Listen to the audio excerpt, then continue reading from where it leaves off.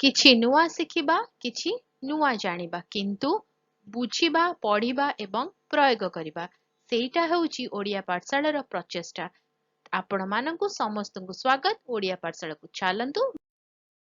आजिर video रे अनेक थर आसुथुबा गोटे क्वेश्चन रो आंसर होची आजिर वीडियो जोटा होची ज्योमेट्रिकल शेप्स।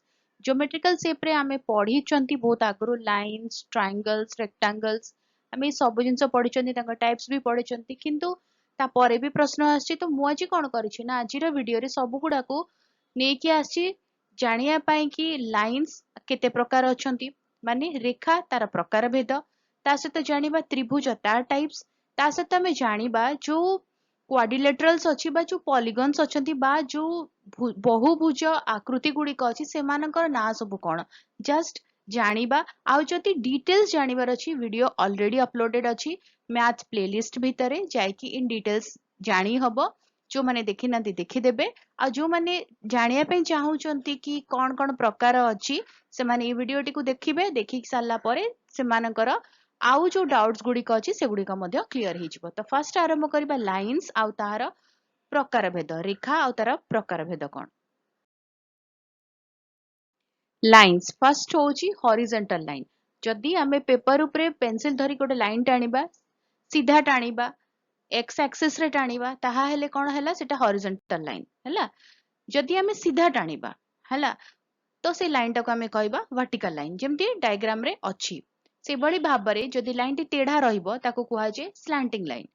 जदि लाइन टा कोन हबना स्ट्रेट लाइन नुह गोटे कर्व अछि ता माने वक्रता अछि से लाइन रे ताको कुहा जे कर्व लाइन बा वक्र रेखा।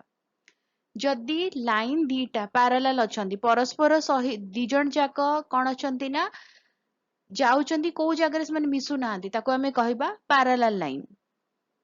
जदि दीटा लाइन गोटे जगह रे मिसी जाउचंती परस्पर को काटुचंती ताको आमे कहबा इंटरसेक्टिंग लाइन। आउ जदि दीटा लाइन जेते बेले इंटरसेक्ट करूचंती आ तांको भितरे 90 डिग्री एंगल फॉर्मेशन होउची ताको आमे कहबा परपेंडिकुलर लाइन। तो 90 डिग्री कोठी फॉर्मेशन होउची एठी जदि आमे देखिबा एठी एंगल टा होची 90 डिग्री हैला। तो बुझी हैला तो लाइंस केते प्रकार रेखा केते प्रकार गोटे हैला हॉरिजॉन्टल लाइन गोटे हैला वर्टिकल लाइन गोटे हैला कोन ना स्लैंटिंग लाइन एटा हैला वक्र रेखा एटा हैला समांतर सरल रेखा एटा होची कोन ना दीटा लाइन परस्पर को गोटे पॉइंट रे से माने छेदन करूचंती बुझी हैला। तो तापरे जिबा जानिबा त्रिभुज केते प्रकार अछि।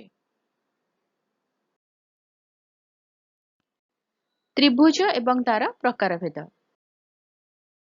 त्रिभुजर जदि प्रकार भेद को जिबा प्रथमे से तार बाहुर माप को नै कि विभक्त हेची ता सहित कोण को नै कि विभक्त हेची।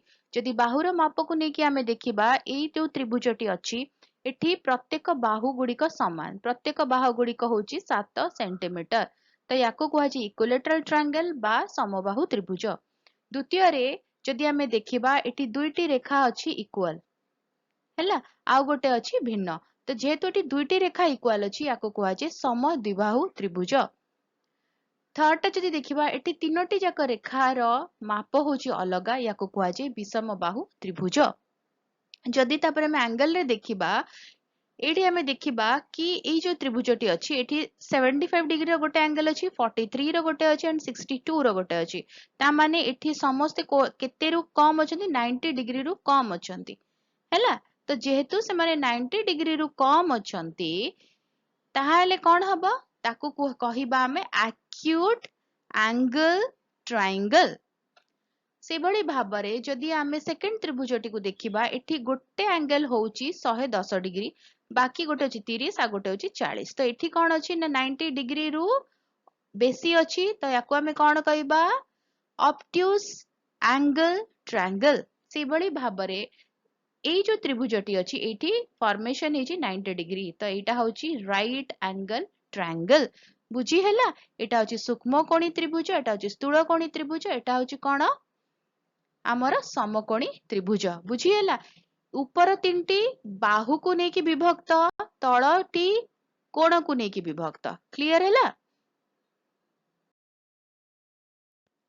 पॉलीगन्स एंड देयर टाइप्स जोटा का हमें कहबा बहुभुज एवं तार प्रकार भेद। बहुभुज फास्ट आसे चतुर्भुज क्वाड्रिलेटरल्स। फास्ट चतुर्भुज टी होची स्क्वायर जोटा को हमें कहंदी वर्गक्षेत्र, द्वितीयटी होची रेक्टेंगल आयतक्षेत्र, तृतीयटी होची रॉम्बस, चतुर्थटी होची ट्रापेजियम। ए चारोटी होची हमर कोन ना चतुर्भुज, सबु जगह रे चारोटी बाहु रहिची। तापर बहुभुजर आकारटी होची पेंटागन, पांचटी बाहु अछि, हेक्सागन 6टी बाहु अछि, हेप्टागन 7टी बाहु अछि, ऑक्टागन 8टी बाहु अछि, नॉनागन 9टी बाहु अछि, डेकागन होची 10टी बाहु अछि। तो एमानकर बाहु संख्या को नेकी पेंटा, हेक्सा, हेप्टा, ऑक्टा, नॉना आउ डेका करा जायछि। कारण पेंटा कहले 5, हेक्सा कहले 6, हेप्टा कहले 7, ऑक्टा कहले 8, नॉना कहले 9 और डेका कहले 10। एबे बुझिएला तो बहुभुज गुड़िक एई भली भाबरे नामकरण तार हेछि। मु एबे भाबुची सब डाउट क्लियर हे जाइतिबो। आ जदि वीडियोटी बुझी हैला भल लागिला आउ जदि भी तापर किछि प्रश्न अछि कमेंट रे लिखि पारिबो, चेष्टा करी आंसर करदेवा पे। आज जदि भल लगिला बुझी हैला वीडियो टिके लाइक करो, वीडियो को सहित शेयर करो। चैनल जो मैंने वीडियो देखुचंती एपजे सब्सक्राइब करना चैनल को प्लीज सब्सक्राइब करी बेल आइकन प्रेस करी ऑल नोटिफिकेशन को ऑन रखिता। वीडियो अपलोड हेले नोटिफिकेशन पहुंचीबो, आमे मिसिकी पढ़ी परिबा, जानि परिबा एवं बुझी परिबा। ताहाले देखा आगामी वीडियो रे। भले रे रुह, सुस्थ रे रुह, मते अनुमति दियो। Bye bye.